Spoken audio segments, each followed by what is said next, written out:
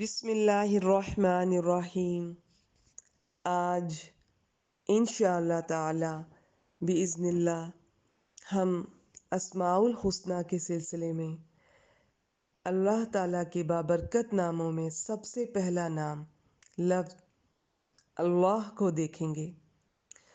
لفظ اللہ یہ اللہ تعالیٰ کا ذاتی نام ہے، باقی سب صفاتی نام ہے۔ جب ہم لفظ اللہ استعمال کرتے ہیں تو اس میں باقی تمام نام شامل ہو جاتے ہیں، جبکہ باقی ناموں میں جب کسی نام کا ذکر کرتے ہیں تو اس وقت اس نام سے مراد اسی نام کی جو خاص کوالٹیز ہوتی ہیں بس وہی ہوتی ہیں، لیکن لفظ اللہ اپنے اندر بہت وسعت رکھتا ہے۔ لفظ اللہ کے ساتھ ہی تمام جو باقی نام ہیں اور صفات ہیں، اللہ تعالیٰ کے نام ہی صفات ہیں، صفات ہی نام ہیں، ٹھیک ہے، تو وہ سب اس لفظ میں شامل ہو جاتے ہیں۔ اسے لفظ الجلالہ، اسم الجلالہ بھی کہا جاتا ہے، جلیل القدر، عزت والا نام، بلند نام، بہت خیر و برکت والا نام ہے، اللہ تعالیٰ کی پہچان کروانے والا نام ہے۔ ویسے تو تمام قرآن مجید اللہ تعالیٰ کا تعارف ہے، پہچان ہے، لیکن آیت الکرسی خاص طور پر اللہ تعالیٰ کی پہچان کرواتی ہے۔ انشاءاللہ تعالیٰ لفظی ترجمہ اور تفسیر گروپ میں جب آیت الکرسی کو میں ایکسپلین کروں گی، میں آپ لوگوں سے بھی شیئر کروں گی، ضرور سنیے گا۔ اب اس لفظ کو تھوڑا سا میں کھولنا چاہوں گی۔ اس کے بارے میں مختلف رائے ہیں کہ یہ لفظ کس سے بنا، تو یہ بہت ساری مختلف رائے ہیں، سب سامنے رکھنا اس وقت ان کا نہ وقت ہے نہ موقع ہے، تو کچھ چیزیں میں آپ سے شیئر کرنا چاہوں گی۔ زیادہ تر رائے یہ ہے کہ یہ الہ سے بنا ہے۔ اب یہ مختلف معنی میں استعمال ہوتا ہے، اس کے مختلف معنی ہیں، جیسے معبود، جس کی عبادت کی جائے۔ تو اللہ کون ہے؟ وہ جس کی صرف اسی کی عبادت کی جائے، جس کی پناہ لی جائے، ہر پریشانی، فکر، خوف، غم میں جس کی پناہ لی جائے، وہ اللہ ہے۔ گھبراہٹ میں جس کی مدد لی جائے، جس سے سب سے بڑھ کر محبت کی جائے، جس کو نگاہیں نہیں پا سکتی اور وہ ہر چیز کو پا لیتا ہے، جس کے سامنے گڑ گڑایا جائے، جس کے سامنے عاجزی کی جائے، جو حیران کر دے۔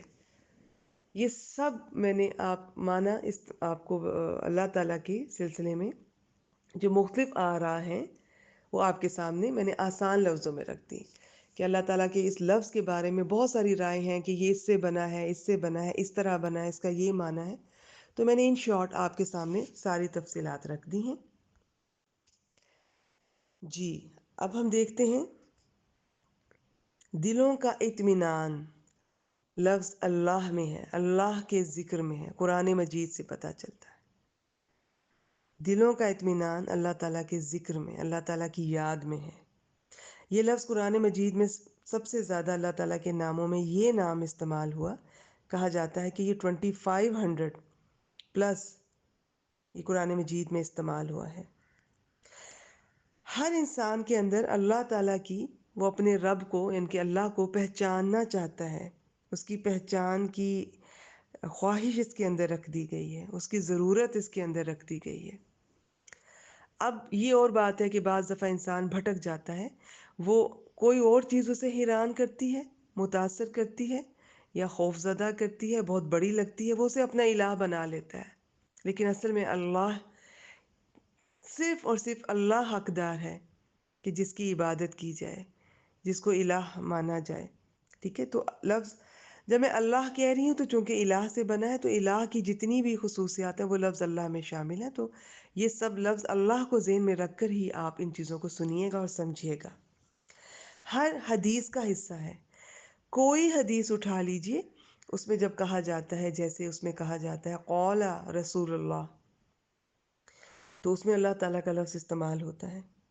سب سے زیادہ پکارا جانے والا لفظ ہے۔ نماز میں دیکھ لیجئے، دعاؤں میں دیکھ لیجئے، تعوذ اعوذ باللہ میں دیکھ لیجئے، بسم اللہ میں دیکھ لیجئے، ہم انکانشیسلی بھی اس کو بہت استعمال کرتے ہیں۔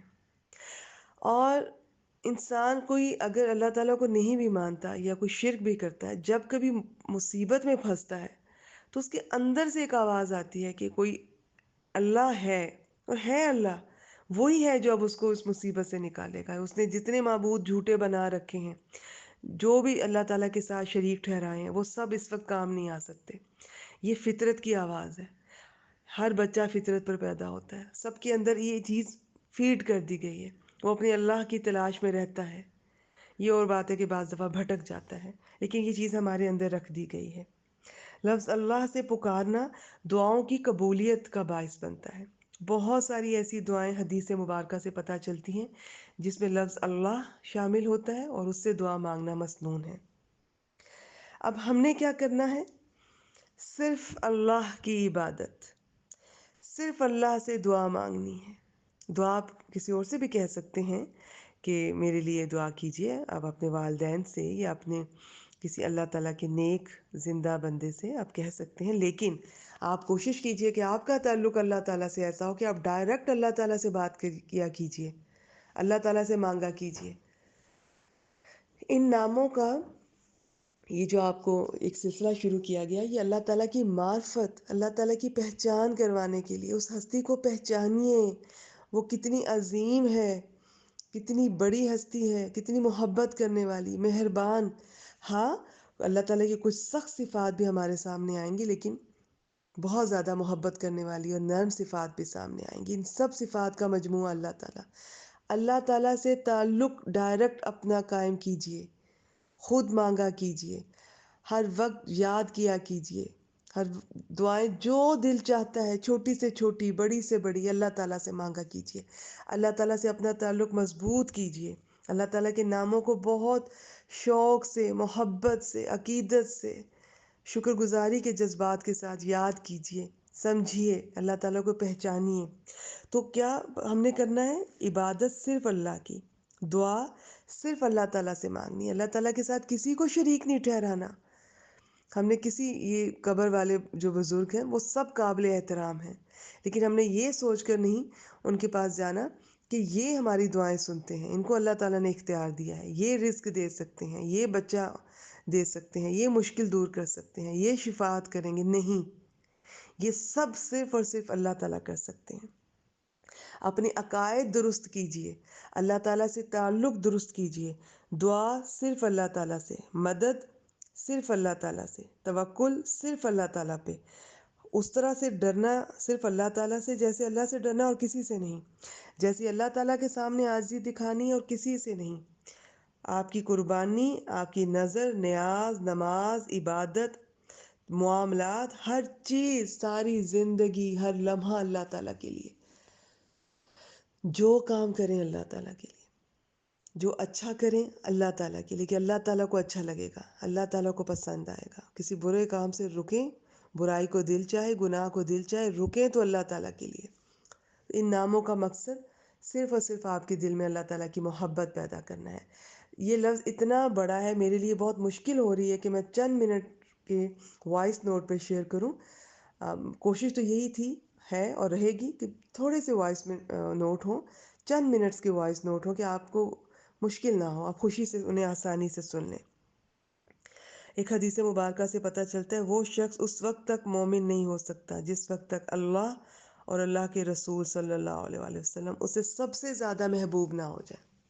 تو یہ ہماری زندگی کا گول ہونا چاہیے۔ چلیں جی، میں نے کوشش کی، بہت ساری آیات ہیں قرآن مجید کی جن کا حوالہ دیا جا سکتا ہے، لیکن یہ جو کورس ہے اس میں کوشش رہے گی کہ بہت سادہ انداز میں آپ کے سامنے اللہ تعالیٰ کے پیارے پیارے ناموں کو تھوڑا سا کھول کر بیان کروں، ان کا مطلب بتاؤں اور ان کی اہمیت بتاؤں، ٹھیک ہے؟